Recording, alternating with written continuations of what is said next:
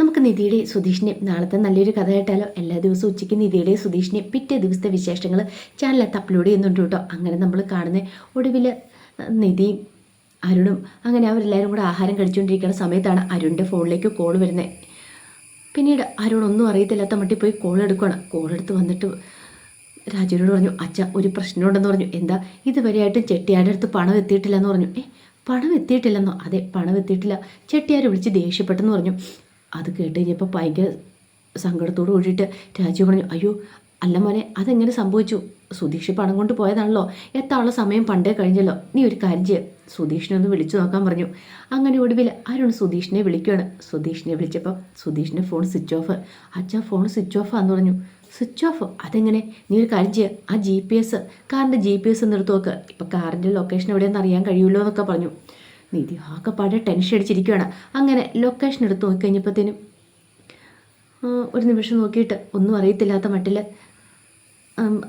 അരുൺ പറഞ്ഞു, അതെ അച്ഛൻ ഒരു പ്രശ്നമുണ്ടെന്ന് പറഞ്ഞു. എന്താ? നമ്മൾ കൊടുത്ത ലൊക്കേഷനിലേക്കല്ല വണ്ടി പോയേക്കുന്നത്, അതിന് 50 മീറ്റർ അപ്പുറത്ത് വെച്ച് വണ്ടി തിരിഞ്ഞു പോയേക്കുമെന്ന് പറഞ്ഞു. കാറ് തിരിഞ്ഞു പോയേക്കുമെന്ന്? അതെ, ഇതെനിക്ക് തോന്നും മനഃപൂർവ്വം അവൻ പറ്റിച്ചാന്ന് തോന്നേ, അവൻ ആ പണം കൊണ്ട് മുങ്ങിയ ലക്ഷണം കാണുന്നുണ്ടെന്ന് പറഞ്ഞു. നിധി പെട്ടെന്ന് ചാടി എഴുന്നേറ്റു. നിധി പറഞ്ഞു, ഒരിക്കലും സുധീഷ് അങ്ങനെ ചെയ്യില്ല, അങ്ങനെ ചെയ്യുന്നവനല്ലെന്ന് പറഞ്ഞു.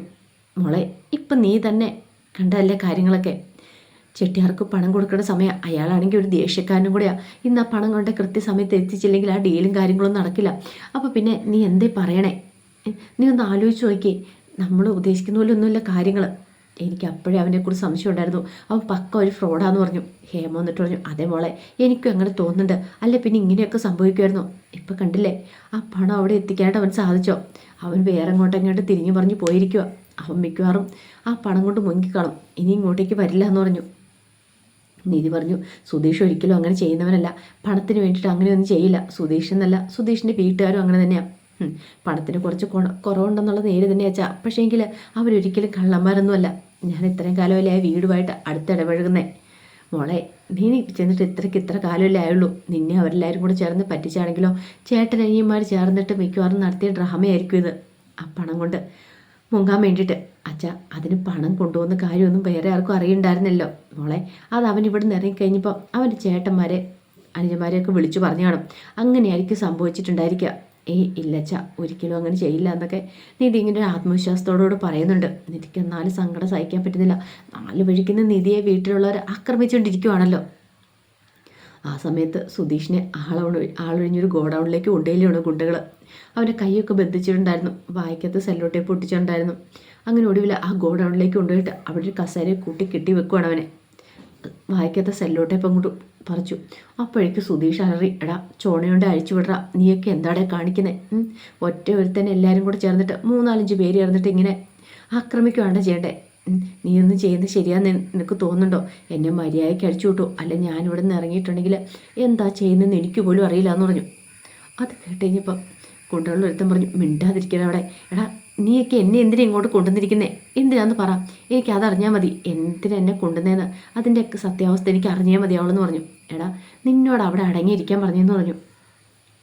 എടാ മര്യാദയ്ക്ക് അടിച്ചു വിട്ടു, ഒന്ന് പോടാ അവിടെ നിന്ന് പറഞ്ഞുകൊണ്ട് സുധീഷിനെ വന്ന് തല്ലുവാണ്. സുധീഷാണെങ്കിൽ വല്ലാതെ ടെൻഷനിലായിപ്പോയിരുന്നു. കാരണം ഒന്നാമത്തെ കാര്യം പണം, ആ പണം കൃത്യസമയത്ത് തന്നെ എത്തിക്കേണ്ടതാണ്, എത്തിക്കാനും പറ്റിയിട്ടില്ല. ഇനിയിപ്പോൾ അവരും കൂടെ ചേർന്നിട്ടുള്ള ഡ്രാമയാണോ? അല്ലെങ്കിൽ സുധീഷിന് ടെൻഷൻ ഉണ്ടായിരുന്നു, ഇത്രയും വലിയ തുകയൊക്കെ തൻ്റെ കൈവശം ഏൽപ്പിച്ച് വിടുമ്പോൾ ഇതിൻ്റെ പിന്നിൽ എന്തെങ്കിലും കാരണമുണ്ടോയെന്ന്. അപ്പോൾ അത് സത്യമാകുന്ന രീതിയിലുള്ള കാര്യങ്ങളൊക്കെയാണ് പിന്നീട് സംഭവിച്ചത്. ഈ സമയത്ത് നിധിയുടെ അടുത്തുകൊണ്ട് ഹേമ പറഞ്ഞു, മോളെ അവൻ എന്തായാലും ശരിയല്ല, ഞങ്ങൾ അന്നേ പറഞ്ഞല്ലേ അവനെപ്പോലെ എടുത്തിട്ട് കൂടെ പോവരുമെന്ന്. ഇപ്പം എങ്ങനെയായി? നിൻ്റെ അച്ഛനെയും അമ്മേനെയൊക്കെ വേദനിപ്പിച്ചതിന് ദൈവം കണ്ടോ? അപ്പം തന്നെ ശിക്ഷ തന്ന് കണ്ടോയെന്ന് ചോദിച്ചു. എൻ്റെ അമ്മേ, അതിന് എന്ത് ശിക്ഷ തന്നെന്നാ? സുധീഷ് ഒരിക്കലും പണം അടിച്ചുകൊണ്ട് പോയില്ല എന്ന് പറഞ്ഞു. അടിച്ചുകൊണ്ട് പോകാഞ്ഞിട്ടാണോ മോളെ ഇങ്ങനെയൊക്കെ സംഭവിച്ചേ? നല്ല ഒന്നാമതിനും കുടുംബത്തിൽ നിന്നുള്ള ആലോചന നിനക്ക് വന്നല്ലേ ആ സൂര്യയുടെ, എന്നിട്ട് നീ എന്ത് ചെയ്തു? അത് വേണ്ടാന്ന് പറഞ്ഞൊരു കള്ളൻ്റെ പിന്നാലെ പോയി. നിൻ്റെ അച്ഛനും ഏട്ടനും ഞാനും ഒക്കെ എത്രമാത്രം വിഷമിച്ചെന്നറിയാവോ? പക്ഷേ നിനക്ക് വിശ്വാസം ഉണ്ടായിരുന്നല്ലോ, അവൻ നല്ലവനായിരുന്നെങ്കിൽ ഇപ്പം ആ ചെട്ടിയാരുടെ പണം കൊണ്ടേ കൊടുത്തേനോ. അമ്മേ, ഇതിനിടയ്ക്ക് എന്തെങ്കിലും ഒന്ന് സംഭവിച്ചു കാണുമായിരിക്കും, അതുകൊണ്ടായിരിക്കും. അല്ലെങ്കിൽ സുധീഷ് അവിടെ എത്താതിരിക്കില്ല, ആ പണം കൊണ്ടേ കൊടുക്കും. എനിക്ക് സുധീഷിനെ വിശ്വാസം ഉണ്ടെന്ന് പറഞ്ഞു. ഈ സമയത്ത് രാജീവൻ അങ്ങോട്ടേക്ക് വന്നു. രാജീവ് വന്നിട്ട് പറഞ്ഞു, മോളെ ഇനിയെങ്കിലും നീ അവനെ കണ്ണടച്ച് വിശ്വസിക്കില്ലേ, അവൻ പക്ക ഫ്രോഡാണ്. അവനെക്കുറിച്ച് ഞങ്ങൾക്ക് നന്നായിട്ടറിയാം. അവനെക്കുറിച്ച് ഞങ്ങൾ അന്വേഷിച്ചിട്ടുണ്ടായിരുന്നു. നീ ആ വീട്ടിൽ ഇത്രയും ദിവസം നിന്നതുപോലും ഞങ്ങൾക്ക് അത്ഭുതം തോന്നുന്നുണ്ട്. കാരണം അവൻ്റെ കൂടെ ജീവിക്കാമെന്ന് പറഞ്ഞിട്ടുണ്ടെങ്കിൽ അത് എത്രമാത്രം ദുഷ്കരമാണെന്നുള്ള കാര്യം ഞങ്ങൾക്കറിയാം. നിൻ്റെ ജീവൻ തിരിച്ചു കിട്ടി എന്നെ ഭാഗ്യം എന്ന് പറഞ്ഞു. അച്ഛൻ എന്തൊക്കെയാ പറയണേ? അച്ഛനും പറയുന്ന പോലൊന്നും അല്ല കാര്യങ്ങൾ. അവിടെ എനിക്കൊരു പ്രശ്നവുമില്ല, ഞാൻ ഓക്കെയാണ്. അത് മാത്രമല്ല സുധീഷ് ഒരിക്കലും ആ പണം എടുത്തുകൊണ്ട് പോകത്തില്ല. ഞാൻ അവനെ ഒന്ന് വിളിച്ചു നോക്കട്ടെ എന്ന് പറഞ്ഞ് സുധീഷിനെ വിളിക്കുവാണ്. സുധീഷിനെ വിളിച്ചപ്പോൾ ഫോൺ ഓഫ്, കിട്ടുന്നില്ല. നിധിക്കപ്പോൾ ടെൻഷനായി. രാജു വന്നിട്ട് ചെന്താ മോളെ എന്താ വിളിച്ചിട്ട് കിട്ടിയോന്ന് ചോദിച്ചു. ഇല്ല, ഫോൺ ഓഫാ. അതാ പറഞ്ഞത്, അവൻ കള്ളനാന്ന് പറഞ്ഞു. പേരും കള്ളനാ, അവൻ കള്ളന് കഞ്ഞി വെച്ചാനാ. അവനെ പോലൊരുത്തനെ വിശ്വസിക്കരുതെന്ന് പറഞ്ഞ്. എനിക്കും അരുണിനും വയ്യാത്തോണ്ടല്ലേ അവൻ്റെ കൊടുത്തു വിട്ടെ. അവൻ മരുമോനാണല്ലോ എന്നൊക്കെ കരുതിയിട്ട് ഞങ്ങൾ സ്നേഹിച്ച് ഇവിടെ കൂട്ടിക്കൊണ്ട് വന്നേ. മുമ്പ് നിന്നോടും അവനോടും ദേഷ്യം ഉണ്ടായിരുന്നു നിങ്ങളുടെ കല്യാണം കഴിയുന്ന സമയത്ത്. അത് സ്വാഭാവികമാണ്. കാരണം ഇത്രയും കാലം വളർത്തി വലുതാക്കിയ മോള് മറ്റൊരുത്തൻ്റെ കൂടെ പോകുമ്പോൾ ഏതൊരച്ഛനും അമ്മയ്ക്കും ഉണ്ടാകുന്ന ദേഷ്യവും സങ്കടവും ഞങ്ങൾക്ക് ഉണ്ടായുള്ളൂ. പക്ഷേ അതിൻ്റെ പേരിൽ അവനിങ്ങനൊരു ചതി ചെയ്യാൻ പാടില്ലായിരുന്നു. എൻ്റെ മോളോട് മാത്രമാണോ? ഇപ്പം ഞങ്ങളോടോ? ഞങ്ങൾ അവനെ അത്ര വിശ്വസിച്ചില്ലേ?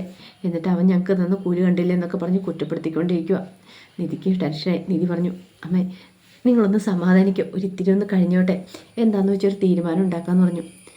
അതിനുശേഷം നിധി പോയി ഹരീഷിനെ വിളിക്കണം. ഒരുപക്ഷെ ഹരീഷിനെ വിളിച്ചു നോക്കി അറിയായിരിക്കും അവിടെ ചെന്നിട്ടുണ്ടോ എന്താ ഇങ്ങനെയെന്നൊക്കെ. ഈ സമയത്ത് ഹരീഷിനെ നീതി വിളിച്ചുകൊണ്ടിരിക്കുക. പഴയതുപോലെയല്ല, നീതി വിളിച്ചിട്ടുണ്ടെങ്കിൽ കോള് കട്ട് ചെയ്തില്ല, കുറേ സംസാരിച്ചുകൊണ്ടിരിക്കും. അങ്ങനെ നീതി വിളിച്ച് സൊള്ളിക്കൊണ്ടിരിക്കുമ്പോഴാണ് നിധി വിളിക്കുന്ന ഹരീഷിനെ. പക്ഷേ ഫോൺ എൻഗേജിലാണ്, കിട്ടണില്ല. വീണ്ടും നിധി വിളിക്കുവാണ്. എന്നിട്ട് ഫോൺ എൻഗേജിലാണ്, കിട്ടുന്നില്ല. കൃത്യസമയത്ത് ഒരു കാര്യം പറയാൻ വേണ്ടി വിളിച്ചിട്ടുണ്ടെങ്കിൽ കിട്ടത്തില്ല. ഒരു കാര്യം ചെയ്യാം, സുഭാഷിനെ വിളിച്ചു നോക്കാമെന്ന് കരുതി സുഭാഷിനെ വിളിക്കുവാണ്. സുഭാഷിനെ വിളിച്ചിട്ട് സുഭാഷാണെങ്കിലോ ഫോൺ എടുക്കുന്നുമില്ല. ഇനിയിപ്പോൾ എന്ത് ചെയ്യും? ആകെപ്പാടെ പെട്ടുപോയല്ലോ. സുധീഷിൻ്റെ കാര്യം അറിയാനായിട്ട് എന്തോ ഒരു വഴിയെന്നൊക്കെ ഓർത്തു. ഇത്തിരി കഴിഞ്ഞ് കഴിഞ്ഞപ്പോഴത്തേനും നീതുൻ്റെ കോള് കഴിഞ്ഞ് കഴിഞ്ഞപ്പോൾ ഹരീഷ് നോക്കിക്കഴിഞ്ഞപ്പോൾ കുറേ മിസ് കോള് കണ്ടു. ഇത് നിധിയടുത്തിയാണല്ലോ, നിധിയടുത്തി എന്തിനാ തന്നെ വിളിച്ചെന്നുള്ള രീതിയിൽ ഒന്ന് തിരിച്ച് വിളിച്ചു നോക്കാം എന്ന് കരുത്തിയിട്ട് നിധിയെ വിളിക്കുകയാണ്. വിളിച്ചിട്ട് ചോദിച്ചു, എന്താ എടുത്തി? എടുത്തി എന്നെ വിളിച്ചായിരുന്നു എന്ന് ചോദിച്ചു. അല്ല എന്ത് പറ്റിയെടുത്തി, എന്തെങ്കിലും പ്രശ്നമുണ്ടോ എന്ന് ചോദിച്ചു. അല്ല പ്രശ്നമൊന്നുമില്ല, പിന്നെ സുധീഷാണ് എന്ത് എന്ന് ചോദിച്ചു. അവിടെ ഇല്ലേന്ന് ചോദിച്ചു. അത് പിന്നെ സുധീഷ് പുറത്ത് പോയേക്കുക. പുറത്തോ? അത് പുറത്ത് പോയേക്കുക, ഇതുവരെയായിട്ടും വന്നില്ല. ഇനി അങ്ങോട്ടേക്ക് എങ്ങനെ വന്നോന്നറിയാൻ വേണ്ടിയിട്ട്. ഇങ്ങോട്ടോ? ഇങ്ങോട്ടൊന്നും വന്നിട്ടില്ല.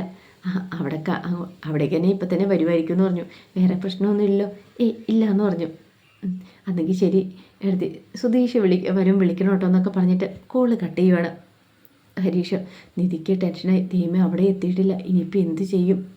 ഒരു പക്ഷേങ്കിൽ എന്തെങ്കിലും അപകടം ഉണ്ടായി കാണുമോ? അതോ ഇനി അച്ഛനും അമ്മയൊക്കെ പറയുന്ന പോലെ പണം അടിച്ചു മാറ്റിക്കൊണ്ട് പോയതായിരിക്കുമോ? അങ്ങനെയൊന്നും സംഭവിക്കരുത്.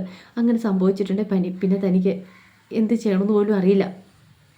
കുറച്ചു നേരം കഴിഞ്ഞപ്പോഴത്തേനും വീണ്ടും ഹേമയൊക്കെ വന്നിങ്ങനെ ഓരോന്ന് കുറ്റപ്പെടുത്തി പറഞ്ഞുകൊണ്ടിരിക്കുകയാണ്. നിധിക്ക് ഭയങ്കര ടെൻഷനായി. ഈ സമയത്ത് അരുണിനെ വിളിച്ചുകൊണ്ട് രാജുവിനും കൂടെ മാറിപ്പോവാണ്. അരുണിനോട് ചോദിച്ച കാര്യങ്ങളൊക്കെ ഓക്കെ അല്ലടാ? എല്ലാം ഓക്കെ അച്ഛാ, മിക്കവാറും കണ്ടു, ഇപ്പം തന്നെ അവന്മാർ വിളിക്കുമായിരിക്കും എന്ന് പറഞ്ഞു. ഹേമ പറഞ്ഞു, നിങ്ങൾ പ്ലാൻ ചെയ്ത് നോക്കൊള്ളാം, പക്ഷേ തകർന്നു പോകരുതെന്ന് പറഞ്ഞു. എടീ നിനക്ക് ഞങ്ങളെക്കുറിച്ച് അറിയത്തില്ലാത്തതുകൊണ്ടാണ്. ഞാനും എൻ്റെ മോനും ഒക്കെ ഒരു കാര്യം തീരുമാനിച്ചു തന്നെയാണ്. 7 ദിവസത്തിനുള്ളിൽ അവളിവിടെ എത്തിക്കുമെന്ന് പറഞ്ഞു. 7 ദിവസം പോലും വേണ്ടി വന്നില്ല അവളിവിടെ കൊണ്ടുവരാനായിട്ട്. അങ്ങനെ ഒടുവിൽ എന്ത് ചെയ്തു? രാജുവും വലിയ ഗമയിലിരിക്കുകയാണ്. അപ്പോഴാണ് അരുണിൻ്റെ ഫോണിലേക്ക് ഒരു മെസ്സേജ് വരുന്നത്. അങ്ങനെ മെസ്സേജ് നോക്കുകയാണ്. അങ്ങനെ ആ വീഡിയോ കണ്ടു കഴിഞ്ഞപ്പോഴത്തേനും അരുണിൻ്റെ സന്തോഷമായി. അരുൺ ഓടി ഹേമയുടെ രാജുവിൻ്റെ അടുത്തേക്ക് ഇങ്ങ് നോക്കച്ചാന്ന് പറഞ്ഞ് കാണിക്കുകയാണ്. സുധീഷിനെ പിടിച്ച് കെട്ടിയിട്ടിരിക്കുന്നു. അവൻ്റെ വായിക്കത്തേക്ക് സെല്ലോ ടേപ്പ് തിരിയിരിക്കുന്നു. അവനാണെങ്കിൽ കയ്യും കാലും ഒക്കെ ഇട്ട് ഇളക്കി അവിടെ നിന്ന് രക്ഷപ്പെടാൻ ശ്രമിക്കുന്നുണ്ട്. ആ വീഡിയോ കണ്ടു കഴിഞ്ഞപ്പോൾ രാജീവിന് സന്തോഷമായി, സമാധാനമായി. നമ്മൾ രക്ഷപ്പെട്ടു മോനെ, ഇനി അവനെ എത്രയും പെട്ടെന്ന് നമുക്ക് തീർത്ത് കളയണം, ചെവി അറിയാതെ എന്നൊക്കെ പറയുന്നുണ്ട്. അപ്പോൾ അതിൻ്റെ വിശേഷങ്ങളൊക്കെ കാണാൻ പോകുന്നത്. ആ വിശേഷങ്ങൾക്കായി നമുക്ക് എല്ലാവർക്കും കാത്തിരിക്കാം കേട്ടോ. ഒരിക്കൽ കൂടി എല്ലാവർക്കും ശുഭദിനം നേർന്നുകൊണ്ട് നിർത്തുന്നു. നന്ദി.